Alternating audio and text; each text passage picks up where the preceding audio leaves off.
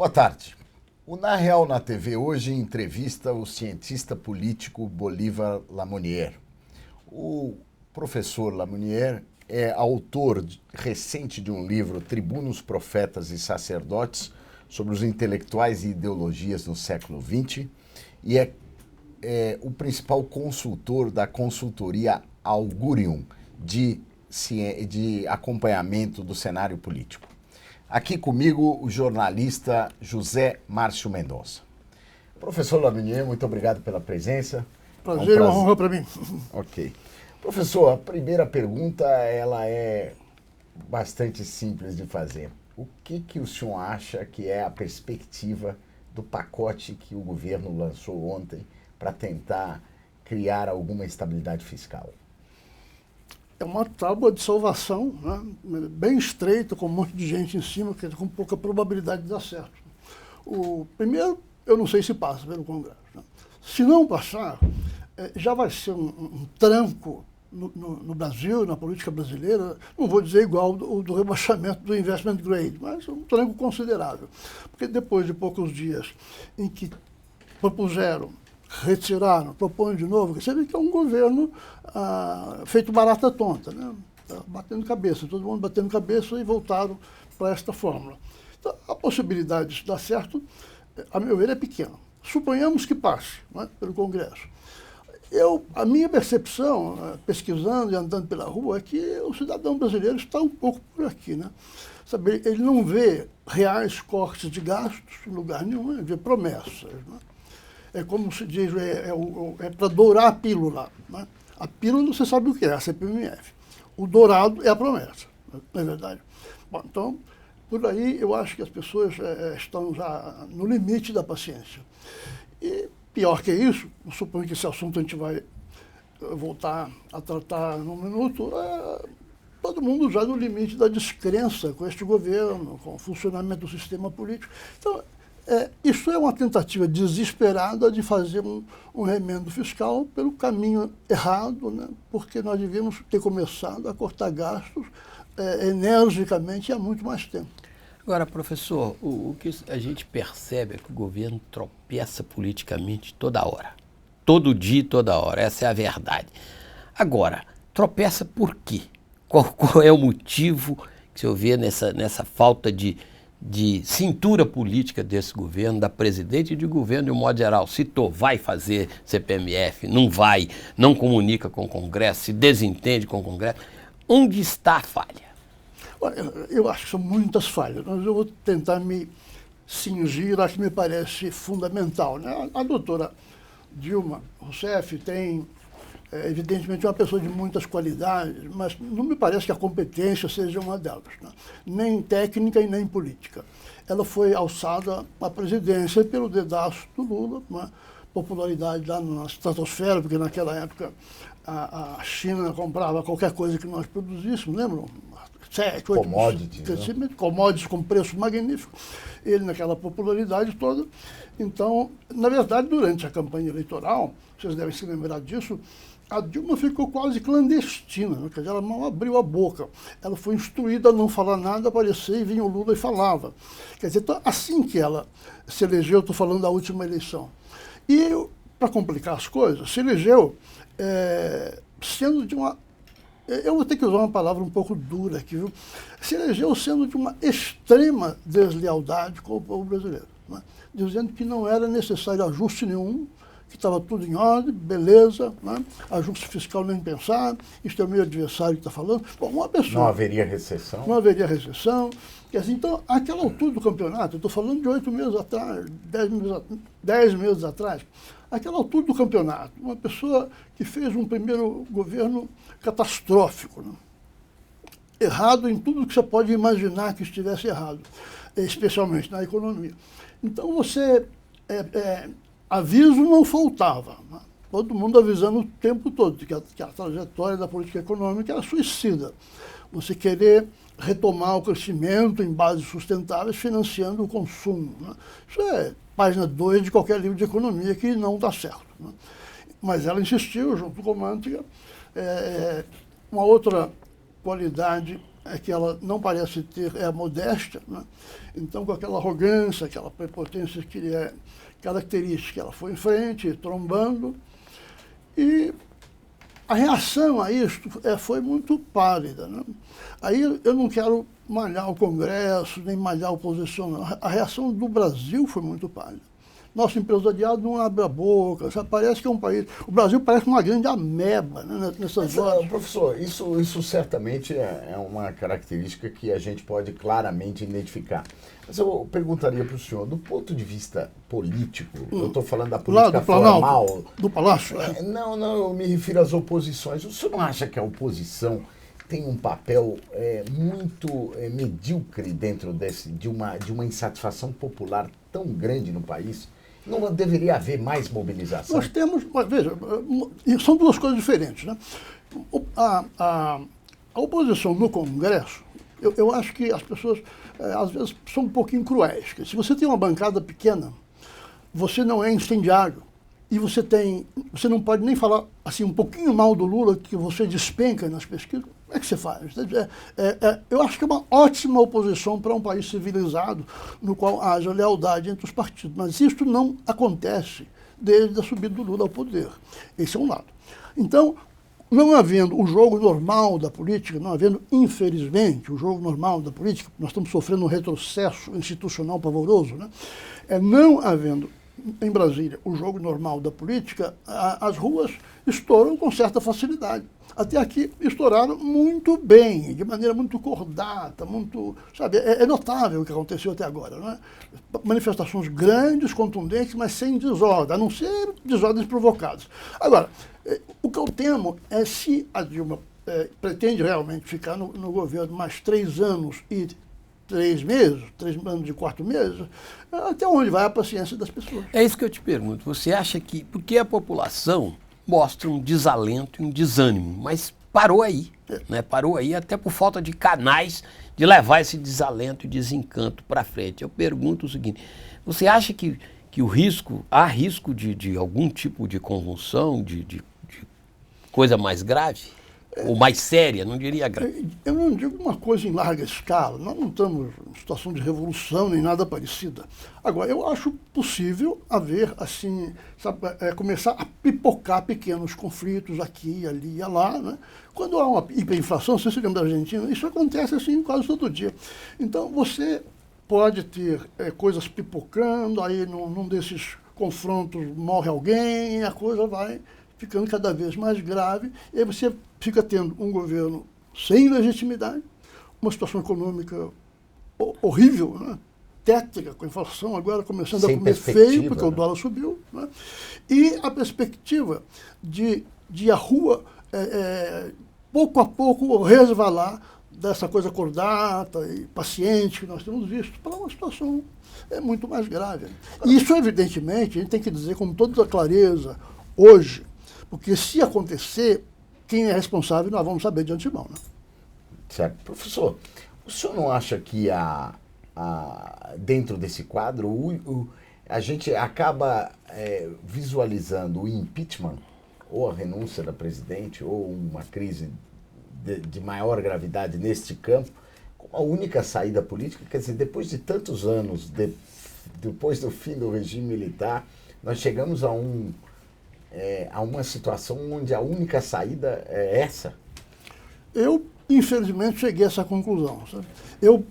Durante os últimos meses, onde quer que eu fosse falar, eu dizia, olha, é preciso insistir com a Dilma para renunciar, porque ela não tem condições de governar, não vai ter, sabe? A coisa só vai piorar.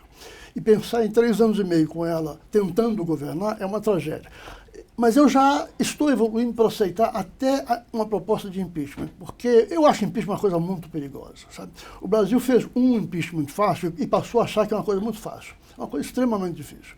É a bandeira que o Lula e os remanescentes do PT adorariam ter nas mãos, são os defensores da legalidade contra os golpistas do impeachment. Então, eu preferi que não acontecesse. Agora, é como eu estou dizendo, eu vejo os ânimos das pessoas realmente se exacerbando, né? E isso pode, então, nos levar a uma situação perigosa, não só no ânimo das ruas, como institucionalmente também. Agora, professor, o senhor acredita que o universo político brasileiro, como um todo, ele é capaz de encontrar uma saída não traumática para isso? Não é. Não é? de jeito Não nenhum. tem mais assim. Não, o sistema político brasileiro, Zé Márcio, esfarinhou-se, como diz o Fernando Henrique, esfarelou-se, sabe? Desmilinguiu, são os verbos que ele gosta. Né? Veja bem, eu passei aí, não sei quantos anos da minha vida, vendo pessoas dizerem que tudo que eu tinha pesquisado estava errado, sabe?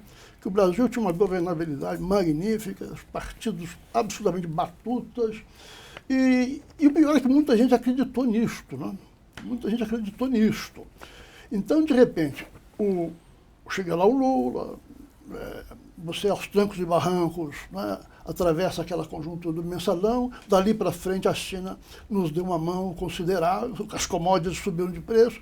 Então as pessoas passaram a acreditar na teoria, né, dos partidos magníficos e tal, porque uma mão invisível, né, invisível porque está muito longe, né, Pequim é longe para uma mão invisível estava nos ajudando. Mas quando a mão invisível foi enfiada no bolso, né, ou no bolso do colete, assim, ninguém mais viu a mão invisível, o que aconteceu?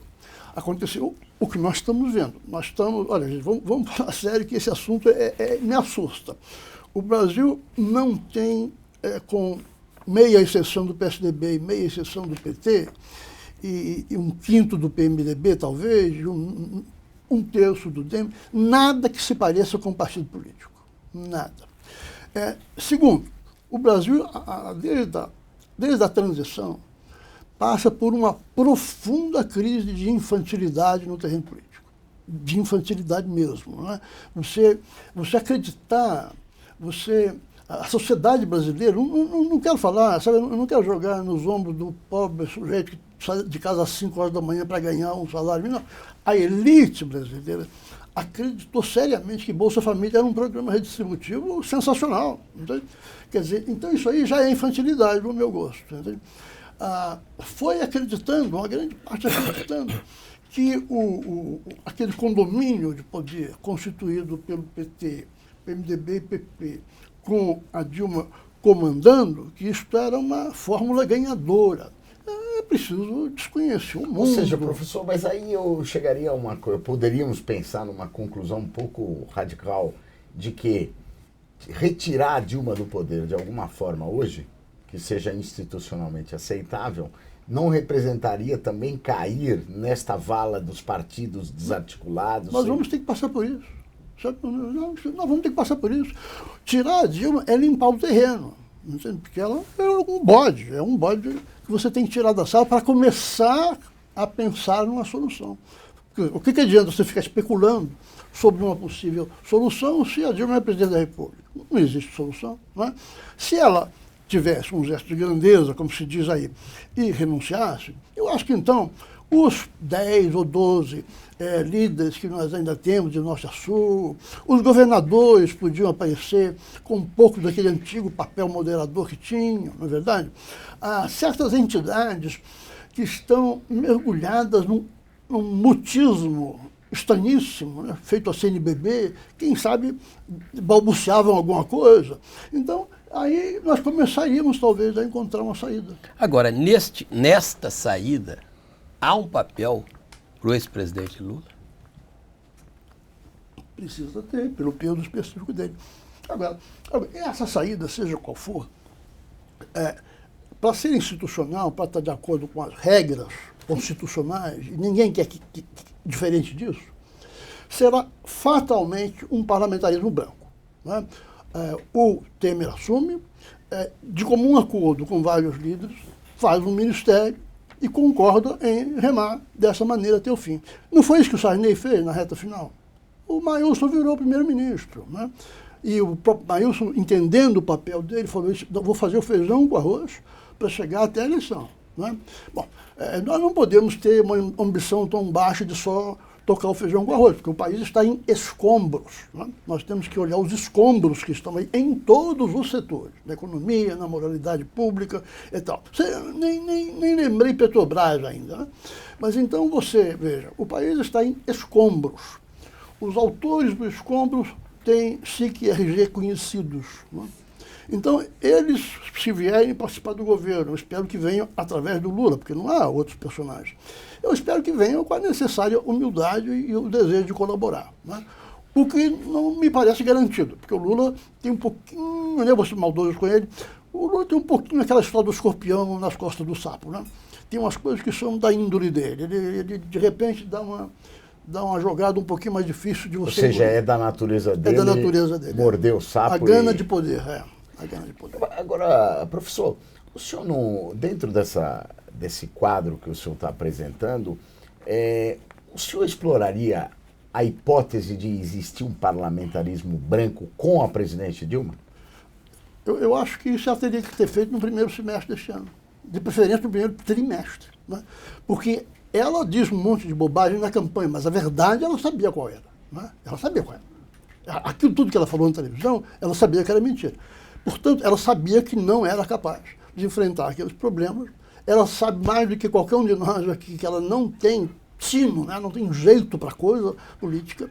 Ela é carrancuda, ela é truculenta, sabe, ela não conhece o lado soft do poder, né? Ela pensa que poder é tudo rádio, sabe?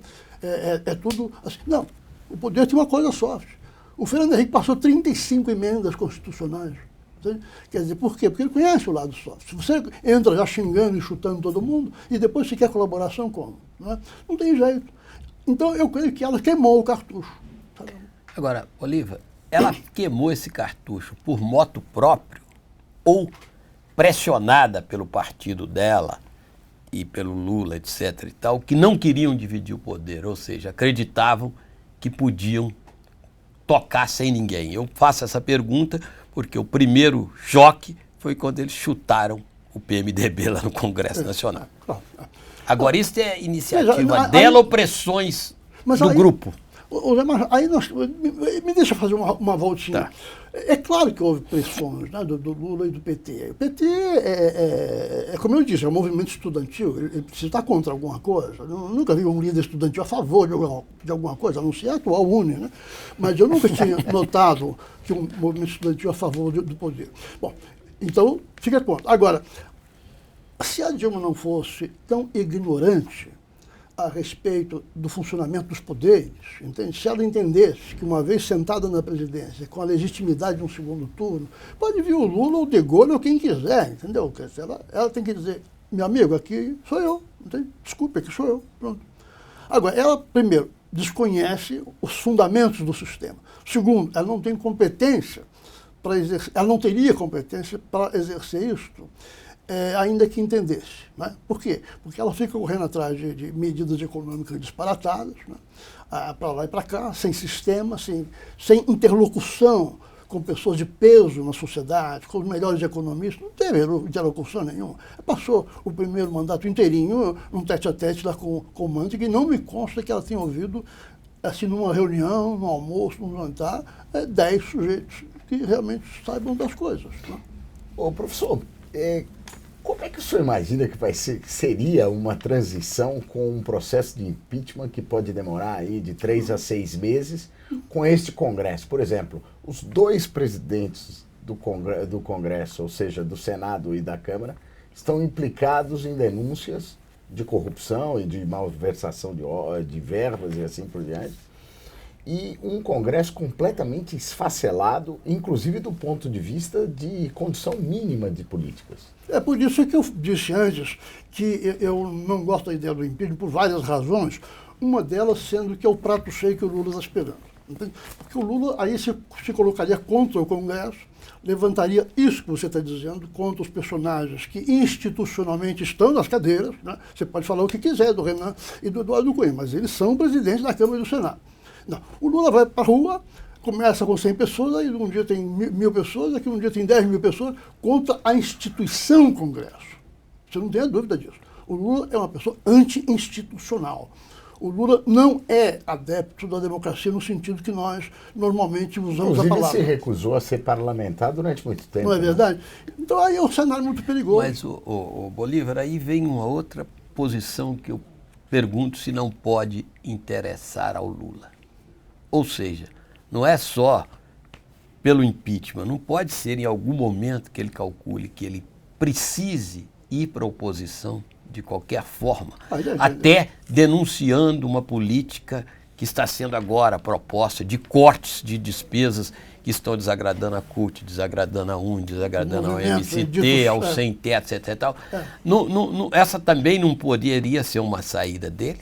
Com certeza, com certeza. Sabe, eu penso que o Lula olha assim para o Brasil e toda manhã, depois que ele escova os dentes, toma um café, eu acho que ele olha assim e vê rastilho de pólvora para todo lado. Né? Para que lado que vai o fogo quando a pólvora for racionada, ninguém sabe. Né? Então, a hora que ele achar, não, se eu primeiro botar fogo nesse rastilho, eu que vou dar a direção. Eu penso que ele está olhando, assim, sabe, a hora, quando é que eu posso fazer isso? Ele não é louco de fazer isso agora, porque a popularidade dele e da Dilma estão no chão. Né? Bom, esse seria Mas abandonar a Dilma seria uma saída para ele também, no momento de desespero, não, mas abandonar publicamente. Eu acho que ele vai chegar aí. Mas seria muito mais simples, né? Aí que eu te digo que há uma certa infantilidade no país. Se o Lula chegasse para a Dilma, né? Tete a tete, lá no Palácio, jantando, fala, Dilma, caia na real. Você não tem como governar.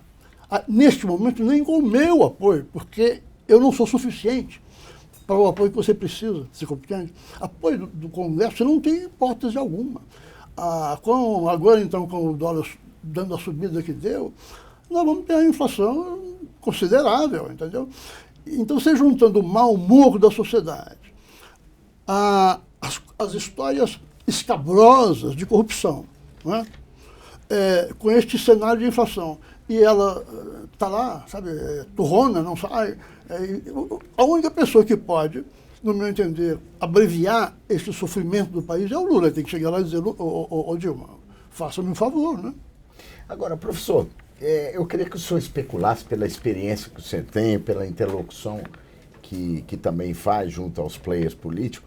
Como é que o senhor acha que seria, num cenário de impeachment ou num cenário de aumento crescente de pressão, o papel de Aécio Neves, Geraldo Alckmin e José Serra? Veja bem, vamos dar uma volta rapidinha no impeachment do Collor. Né?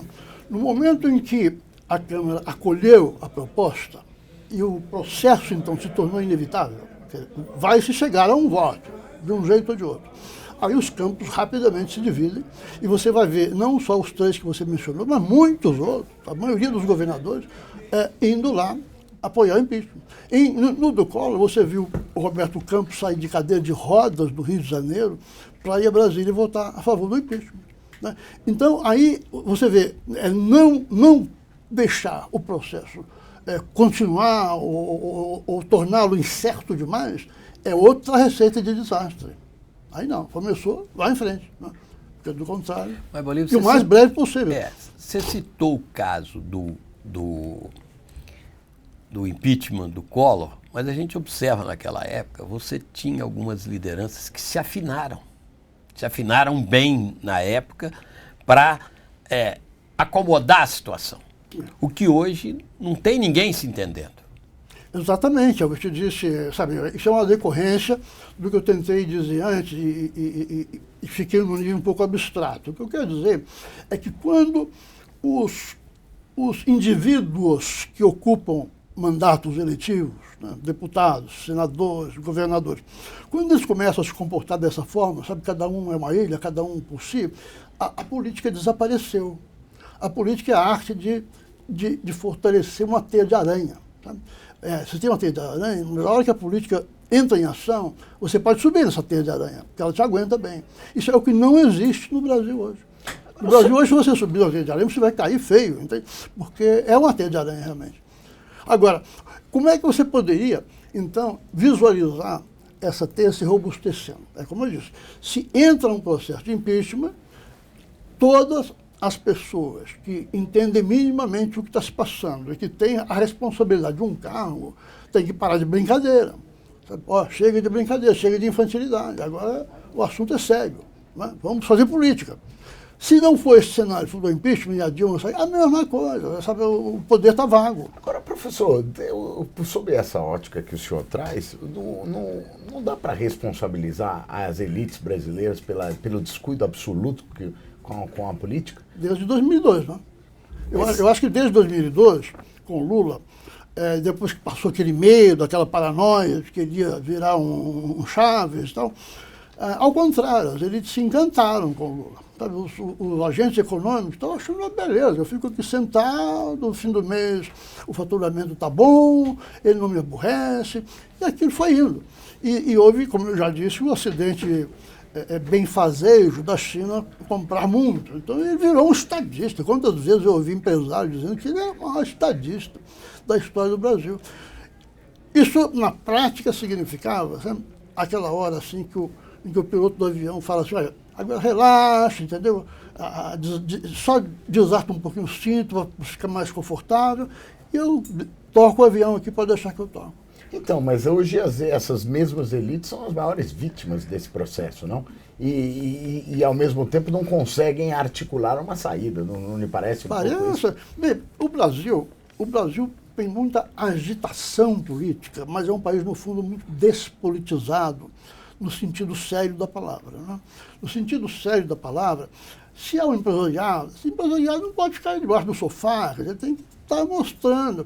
O que você vê no Brasil é o seguinte, de tempos em tempos, quando a coisa fica muito feia, os empresários fazem um baita seminário, não sei aonde, uma mesa redonda e publicam na imprensa um documento. Mas, concretamente, de acompanhamento, de conversa, de buscar o realismo em cada situação, você não vê. Né? Vá para o clero, é a mesma coisa com outro ritual, né? Com outro ritual. Agora, Bolívar, e na outra ponta? Movimentos sindicais, movimentos sociais, os MST, o sem-teto, eles estão cooptados ainda? Eles estão, cooptado é uma palavra gentilíssima, você sempre foi um cavalheiro, né, Zé Márcio? Eu acho que eles estão atrelados a esse governo, que paga as despesas deles em Brasília, que antecipa as despesas, né, que cabe a eles quando todo mundo está arrochando, os outros ministérios todos. Quer dizer, é uma maravilha. Os sindicatos, desde a Constituição, ficaram com o útil e o agradável. Mantiveram a legislação getulista, né, que é essa camisa de força, só que com espaço de manobra e com o beneplácito do presidente, etc. É o que nós estamos vendo desde a Constituição de 88. Agora, a sua hipótese é a seguinte, vamos supor que na hora de arrumar a casa, os sindicatos e esses movimentos que vociferam, assim, meio bravos, eles tentam enfrentar de verdade a situação. Olha, aí as lideranças políticas têm que chamar os envolvidos da mesa e falar assim, vocês querem botar fogo na casa? Pois ponham. Entende? Isso ou vai cair na cabeça de vocês, porque a economia vai piorar, ou vai levar a conflitos, né, graves, e a capacidade de vocês para ganhar um conflito real é nula, entende? É nula. Sabe? Os exércitos do Estado, não sei quantos generais tem, mas não deve ser muito, não. Quer dizer, eu não estou pregando isso, hein? Por favor, não estou pregando o conflito. Não estou dizendo, você tem duas hipóteses. Né? Ou pelo caminho político, você dá um tranco, se eles fizerem por merecer esse tranco, ou se eles preferirem ir para a porra loucura, tá bom? Paciência. Professor, como última pergunta, eu quero que o senhor seja bastante enxuto na resposta. Para melhorar, vai ter que piorar? É mais que isso, é difícil. Eu espero que não, acho que já piorou bastante. Mas eu creio que o que falta é as pessoas, do mais poderoso do Brasil ao mais humilde, caíram na real de que nós não estamos numa crise de 1 ano e meio, não. Nós estamos numa crise longa, mas longa. O custo vai ser muito alto. Cada dia que nós perdermos, o negócio vai engrossar mais ainda. A hora que as pessoas entenderem isso, eu acho que nós temos a convergência. O Na Real na TV hoje entrevistou o cientista político Bolívar Lamounier. Professor, muito obrigado pela presença aqui. Agradeço. É um prazer muito grande conversar com vocês.